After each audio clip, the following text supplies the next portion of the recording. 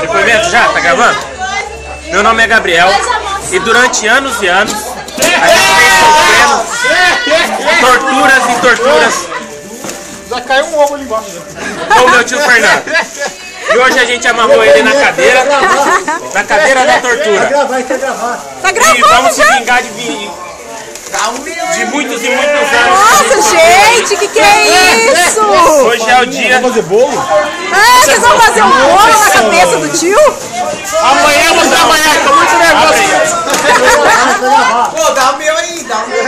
Olha aqui. Ó, vai entrar. Ó, tá aqui. Ó, grava aí quem joga. Eu tô gravando.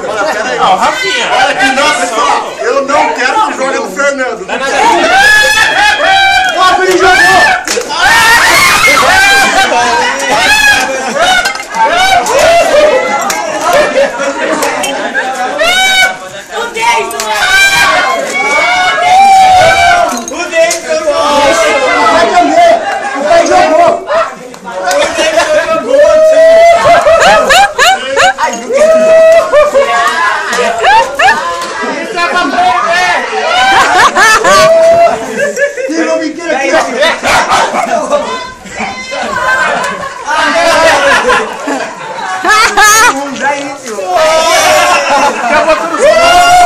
Fernando, o que você tem a dizer sobre isso? Eu amo meus brilhos.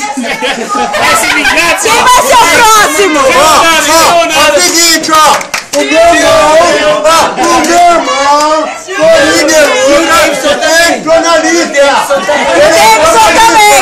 E o Davidson também. E quem vai ser o próximo? Vamos encerrando. Quem vai ser o próximo? Ó, aqui mostra que o Eu não joguei nada. Eu joguei nada. Vai, Vini, vai tomar um pouco. Gabi, termina. já era. O Corinthians já era. Ô, Gabi!